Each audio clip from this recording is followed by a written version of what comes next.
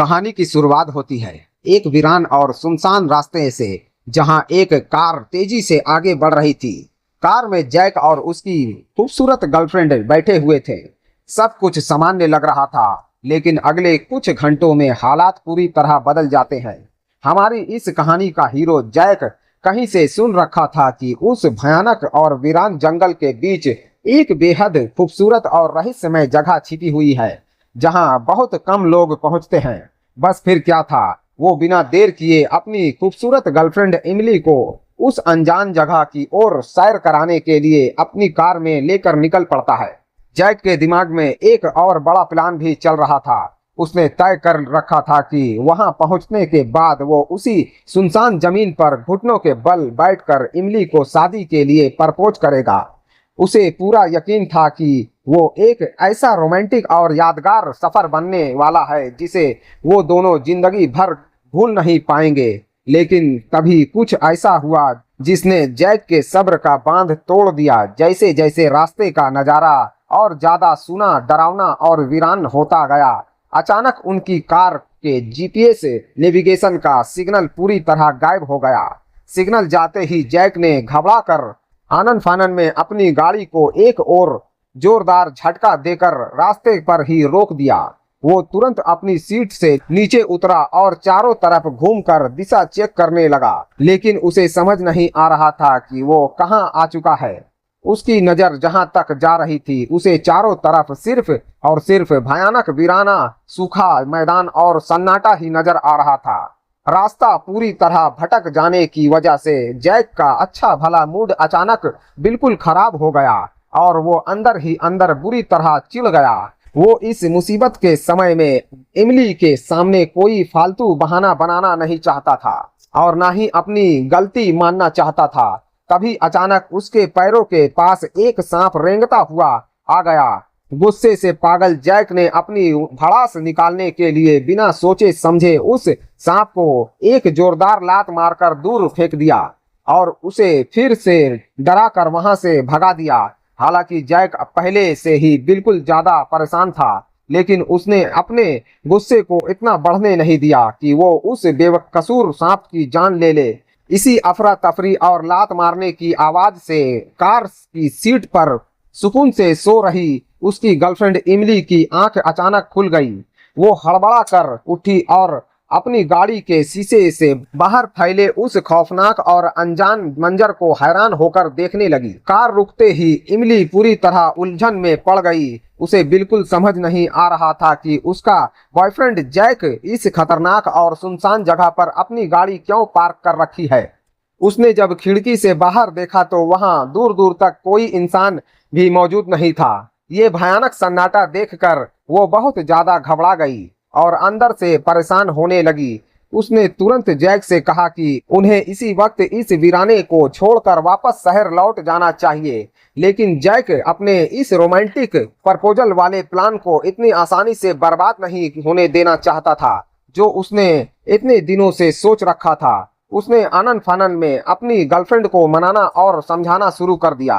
Jack ने दिलासा देते हुए कहा कि पिछले जीपीएस नेविगेशन के डाटा के मुताबिक वो उस रहस्यमय टूरिस्ट जगह के बेहद करीब पहुंच चुके हैं। बस सामने दिखने वाला ही इस छोटे से पहाड़ को पार करना है और इसके बाद वहां ऐसा खूबसूरत और अनोखा नजारा देखने को मिलेगा जो उन्होंने अपनी पूरी जिंदगी में कभी नहीं देखा होगा।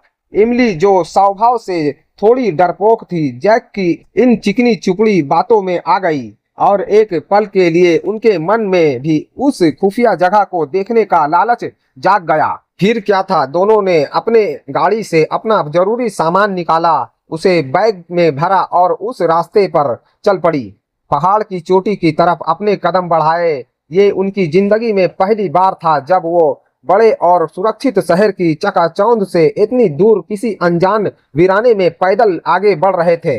अपनी सुरक्षा को ध्यान में रखते हुए जैक समझदारी दिखाते हुए अपने साथ एक वाइल्डरनेस सर्वाइवल गाइड बुक, जंगल में जिंदा रहने की किताब भी ले आया था।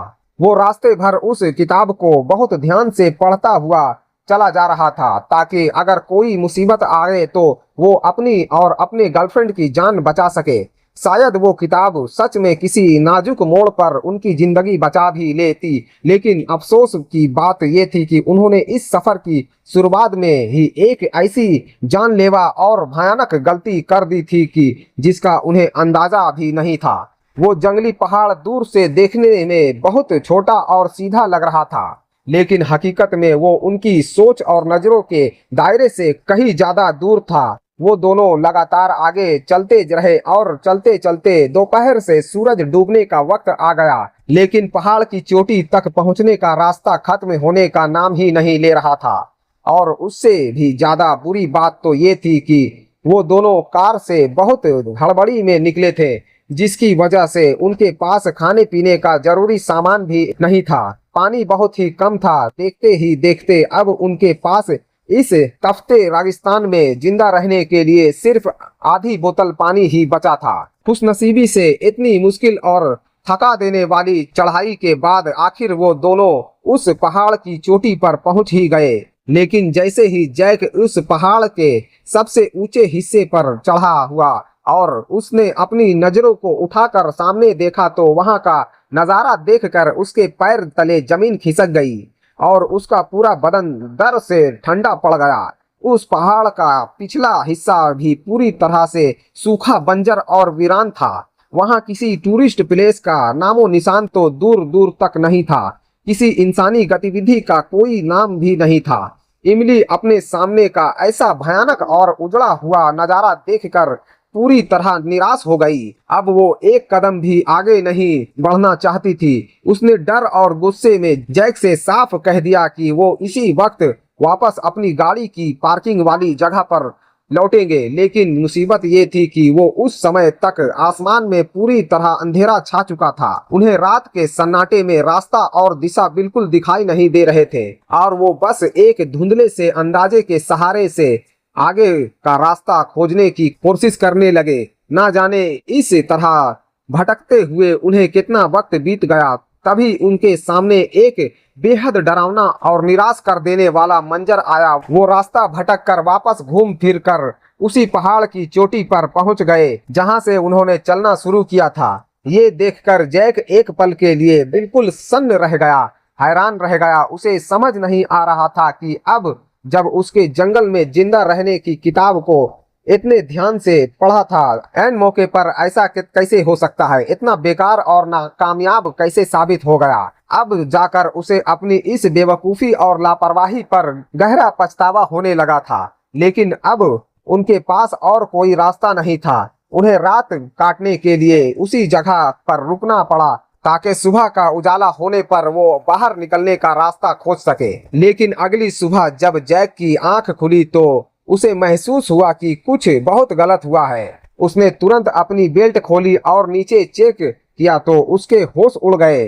रात को सोते समय एक जहरीले बिच्छू ने उसे चुपके से काट लिया था। जहर फैलने की वजह से जैक की हालत खराब होने लगी और अब बेबस इमली को उसे मजबूती से संभालना और सहारा देना पड़ा ताकि वो इस जानलेवा वीराने से बाहर निकलने का रास्ता खोज सके। लेकिन उस बिल्कुल सूने और वीरान जंगल में चारों तरफ का नजारा एक जैसा ही था।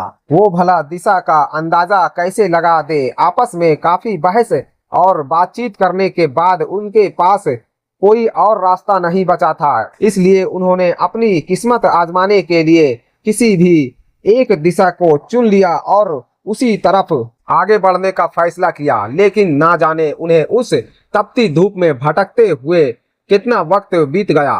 उन्हें दूर दूर तक अपनी गाड़ी का कोई नामो निशान नजर नहीं आ रहा था। जैसे जैसे समय बीतता गया आसमान में एक बार फिर से काला अंधेरा छाने लगा। अपनी इस बेवकूफ़ी की वजह से जैक के दिमाग में खुद के लिए नफरत, गुस्सा और पछतावा अपने चरम पर पहुंच चुका था। आखिर जैक मानसिक रूप से पूरी तरह टूट गया और वो वहीं जमीन पर बैठ गया।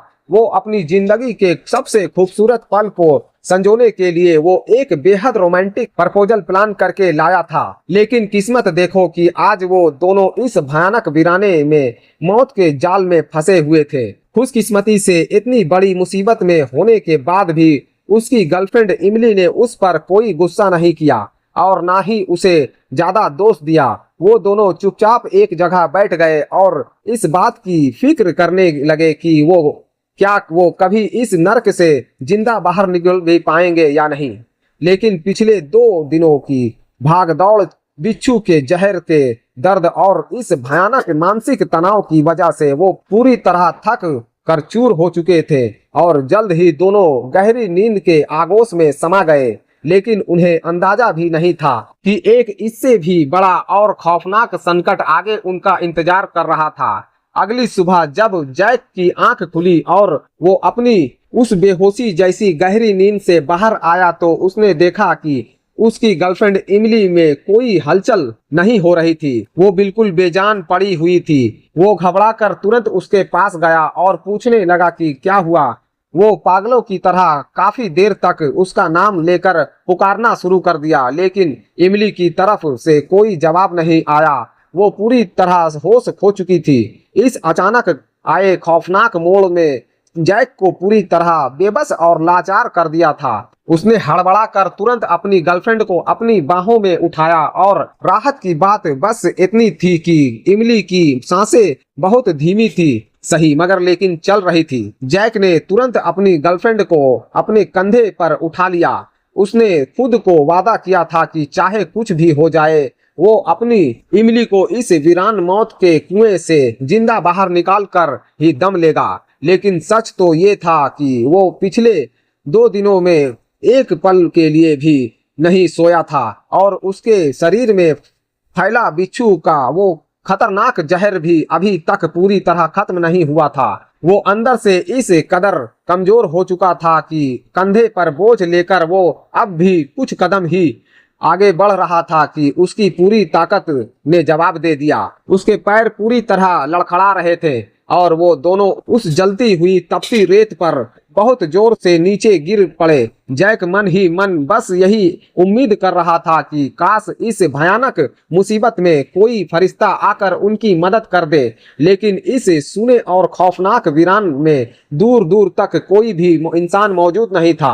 अब उसे अच्छी तरह समझ आ चुका था कि इस मौत के जाल से निकलने के लिए उसे जो कुछ भी करना है सिर्फ और सिर्फ खुद के दम पर ही करना होगा। जैक ने एक बार फिर अपनी बची कुची पूरी ताकत समेटी और बेहोश इमली को अपनी बाहों में उठा लिया। वो बहुत ही मुश्किल से लड़खड़ाते हुए एक एक कदम आगे बढ़ाने लगा। इस समय आसमान से सूरज आग उगल रहा था और वहां बहने वाली हवा से भी तपती हुई गर्म लू के थपड़े चल रहे थे, जिससे सांस लेना भी भारी हो रहा था। जैक के शरीर की पूरी ताकत पहले ही खत्म हो चुकी थी, लेकिन उसके दिल में अपनी गर्लफ्रेंड को हर हाल में जिंदा बचाने का जो एक पागलपन और जुनून था, बस उसी जिद के सहारे वो इस नर्क में लगातार पैर समेट रहा था। चाहे उसे अपनी जान की आखिरी बाजी ही क्यों ना लगानी पड़े, वो इमली के बेजान शरीर को समेट कर इस खामोश मौत के वीराने से आजाद करा कर ही दम लेगा।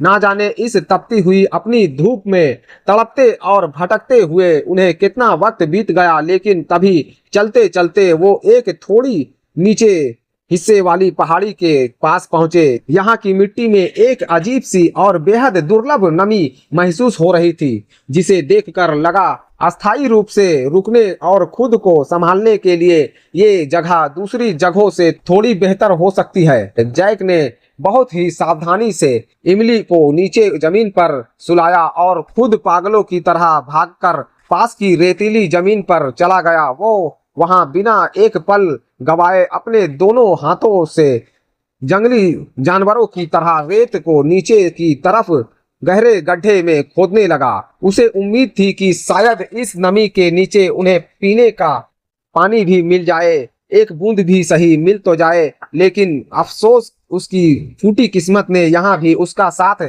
छोड़ दिया। उस रेत की गहराई में नमी का एक कतरा भी मौजूद नहीं था। जैक इस गहरी नाकामी से अंदर ही अंदर बिल्कुल टूट गया और निराश हो गया, लेकिन इस बेबसी के आलम में वो बस कड़वी हकीकत को स्वीकार करने के लिए तैयार हो गया। उसके अलावा वो कुछ कर भी नहीं सकता था। ठीक उसी वक्त जब जैक पूरी तरह से निराश होकर मौत के सामने हार मान चुका था, अचानक सन्नाटे को चीरती हुई आसमान से एक भारी गड़गड़ाहट की आवाज गूंजी।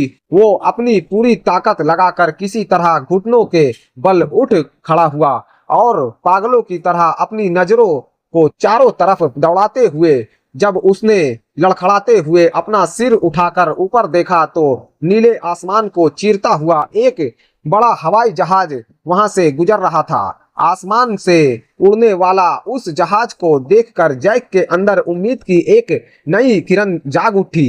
वो खुशी से झूम उठा। उसने बिना एक पल गवाए आनन फानन में अपने बदन से शर्ट उतारी और उसे हवा में पागलों की तरह लहराते हुए आसमान की तरफ जोर जोर से चिल्लाने लगा। लेकिन अफसोस, उसकी किस्मत खराब थी। वो हवाई जहाज वहां बिल्कुल नहीं रुका और सीधे आगे उड़ गया। जो उम्मीद अभी अभी जागी थी वो पल भर में ही टूटकर बिखर गई। जैक गहरे दर्द और निराश की खाई में डूब ही रहा था कि अचानक उसके दिमाग में एक नई तरकीब आई। उसने तुरंत चारों तरफ अपनी नजरों दौड़ाई और उसे इस मुसीबत से निकलने का एक रास्ता सूझ गया।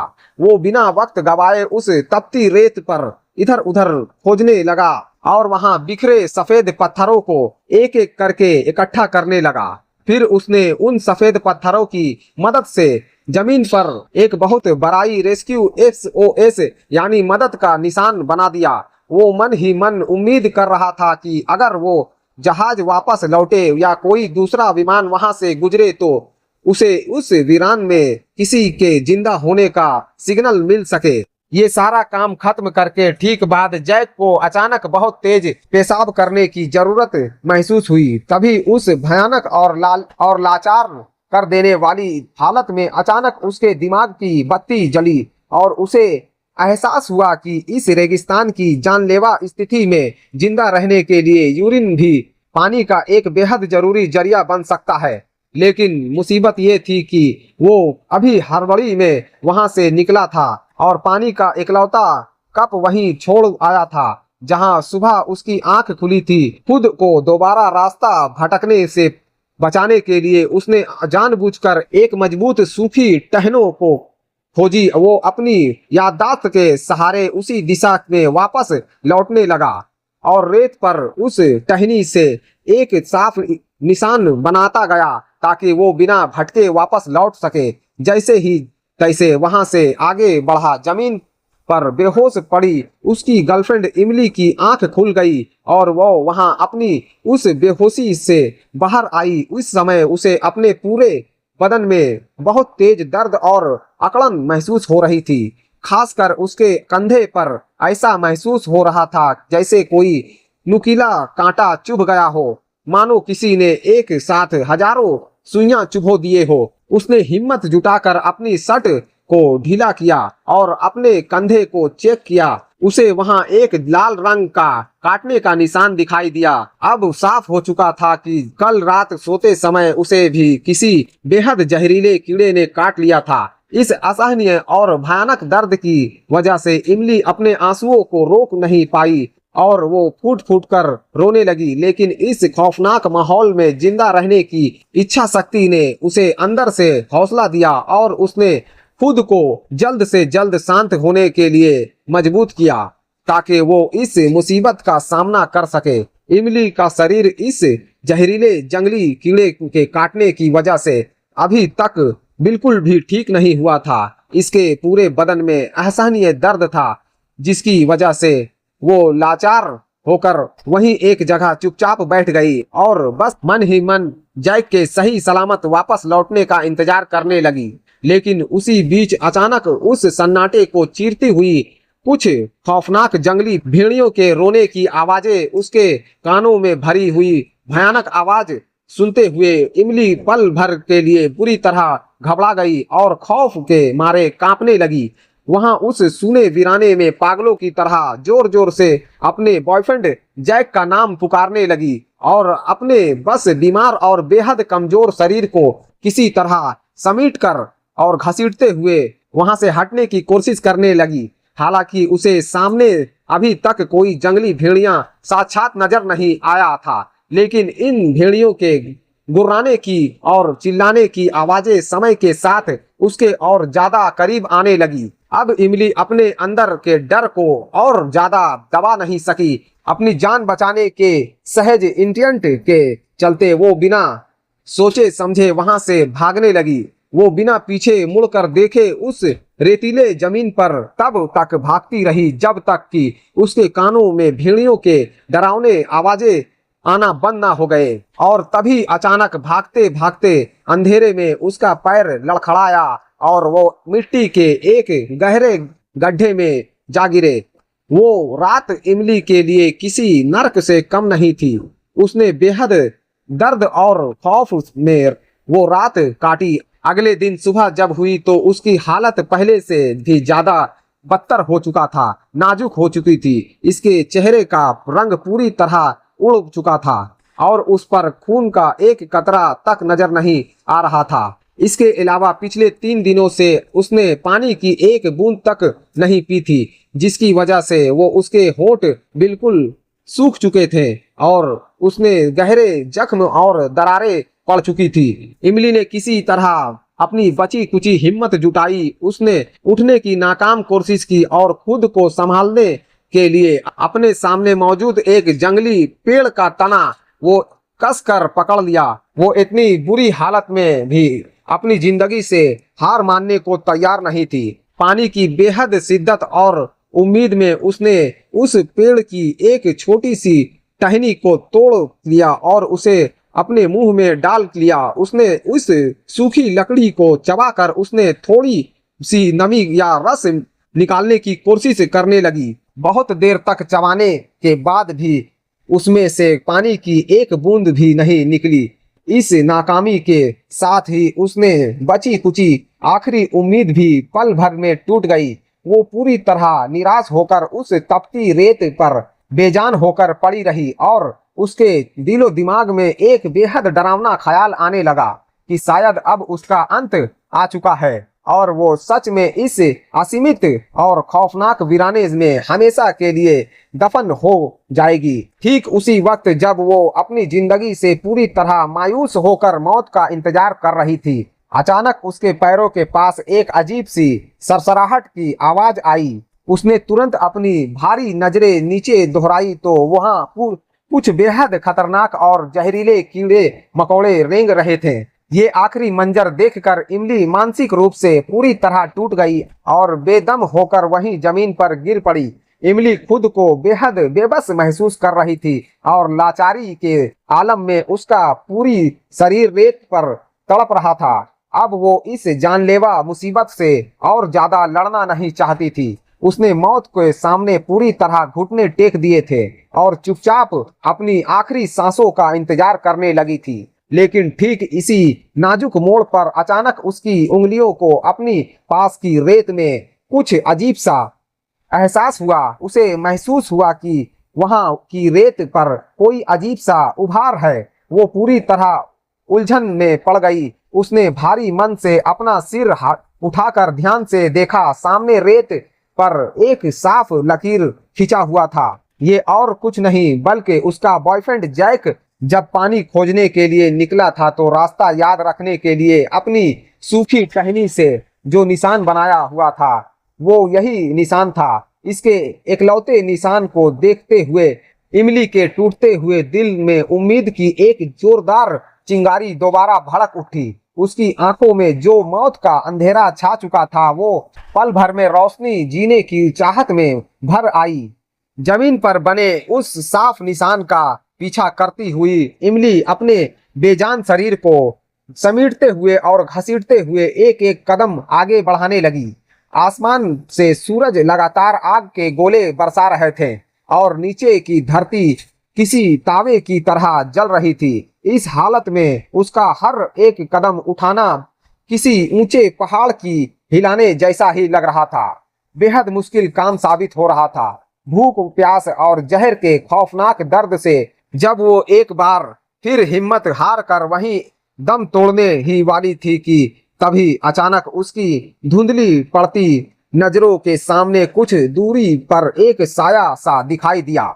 उस साये को देखते ही इमली का दिल जोर से धड़कने लगा और मानो उसकी जान हलक में उसने अपने अंदर बची कुची आखिरी सांसों की पूरी ताकत झोंक दी और पागलों की तरह उस तरफ दौड़कर चेक करने लगी। जैसे ही वो नजदीक पहुंची उसने देखा कि रेत पर कोई और नहीं बल्कि उसका बॉयफ्रेंड जैक बेसुध पड़ा हुआ था। ये वही जैक था जो कुछ देर पहले उसकी जान बचाने के लिए पानी की तलाश में अपनी जान दांव पर लगाकर निकला था। लेकिन इस समय जैक की हालत देखकर इमली का कलेजा मुंह को आ गया। उसका पूरा चेहरा बिल्कुल सफेद पड़ चुका था, उसकी सांसें बहुत धीमी और कमजोर चल रही थी और वो पूरी तरह मौत के मुहाने पर खड़ा था। अपने प्यार को इस तरह मरते हुए देख इमली के दिल पर मानो किसी ने तेज चाकू से वार कर दिया हो। वो रोते हुए धीरे से जैक के जिस्म के पास झुक गई ताकि इस अपनते वीराने में वो अपनी बाहों से उसे थोड़ी सी राहत और अपने प्यार की गर्माहट दे सके।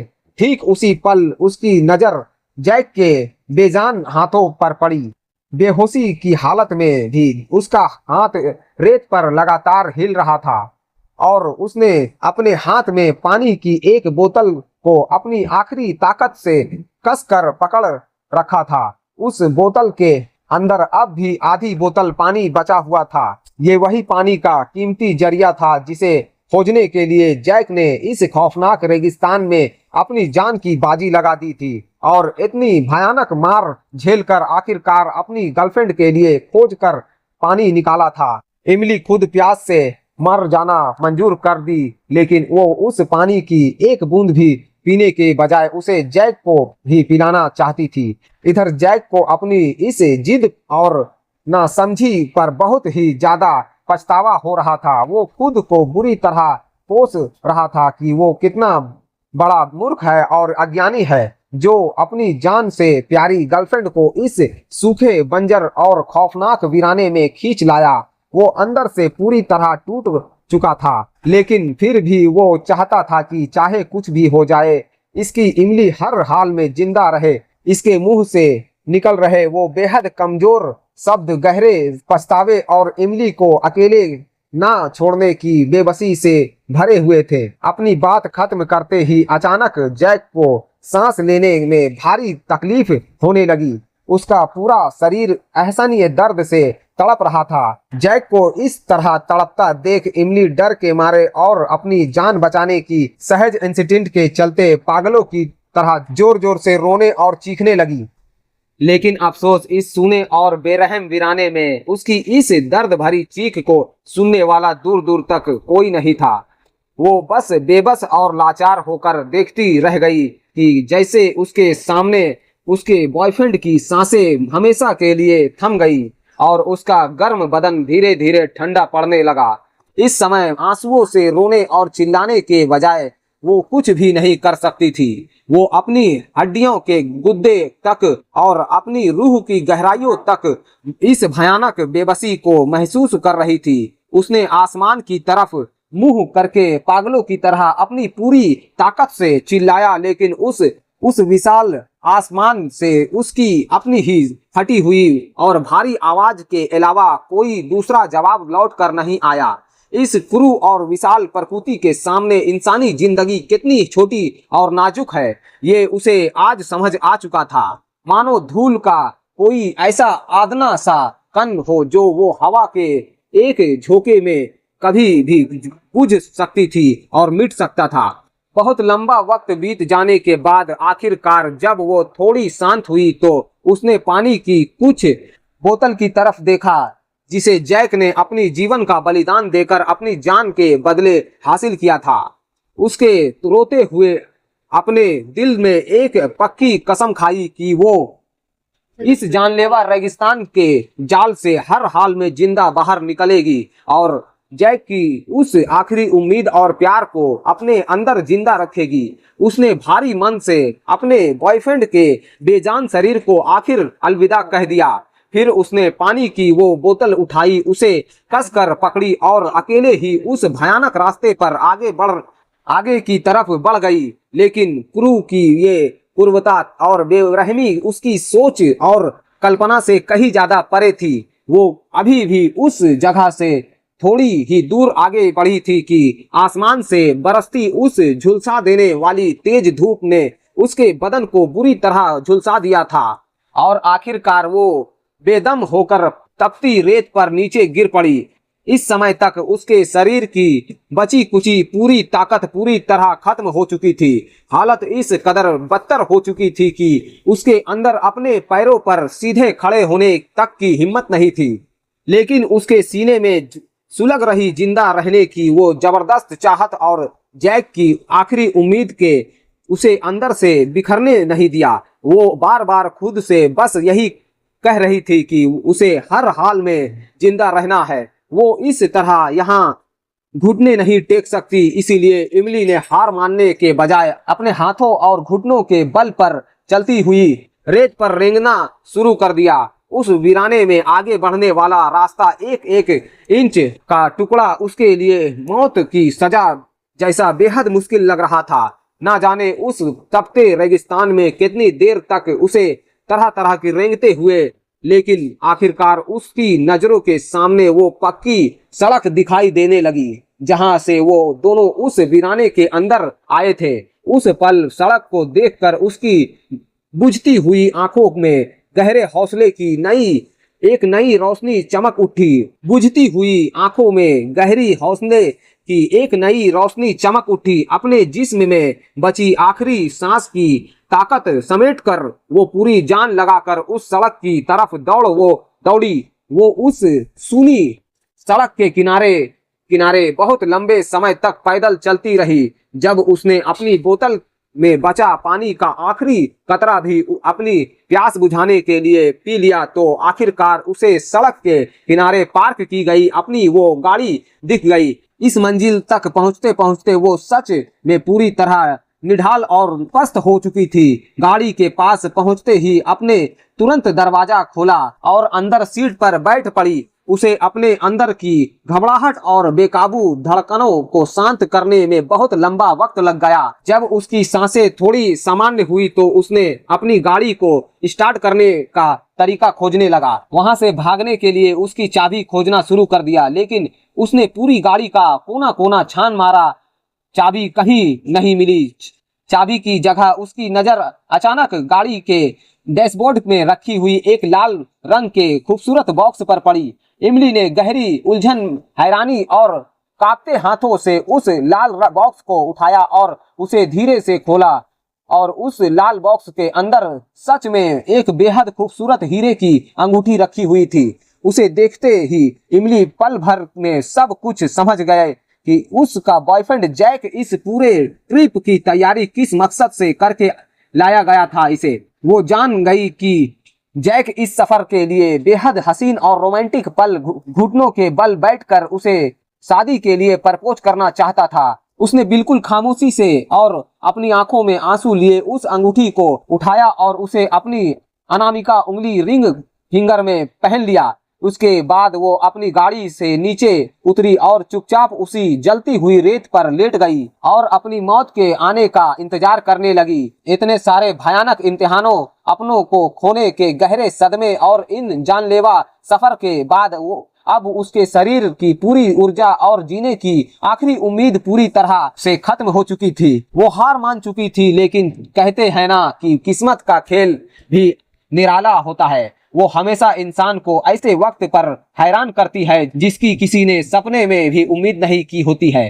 ठीक उसी नाजुक मोड़ पर जब इमली की चेतना और उसका होश पूरी तरह से गायब होने वाला था, अचानक एक बेहद गर्म और मजबूत हाथ ने आकर उसके बेजान होते शरीर को ऊपर की तरफ उठाया। वो कोई और नहीं बल्कि उस भयानक रेगिस्तान इलाके में गश्त लगाने वाला एक पेट्रोलियम माइन सुरक्षा बल का जवान था, जिसने बिल्कुल सही समय पर वहां पहुंचकर उसे खोज निकाला था। आखिरकार इमली बहुत भाग्यशाली रही, उसकी जान बच गई और वो इस मौत के जाल से जिंदा बाहर निकलने में कामयाब हो गई। और उधर उस खौफनाक और शांत वीराने में बहने वाली गर्म हवाएं शायद आज भी अपनी सनसनाहट के साथ किसी अगले मुसाफिर का इंतजार कर रहे होंगे। हाँ तो दोस्तों हमारा ये वीडियो आपको कैसा लगा? वीडियो अगर पसंद आई हो तो हमारे चैनल को सब्सक्राइब करें, वीडियो को लाइक करें, हमसे जुड़े, हमें सपोर्ट करें। तो मिलते हैं और एक इसी मूवी की एक्सप्लेनेशन के साथ। तब तक के लिए अपना ख्याल रखें। जय हिंद, जय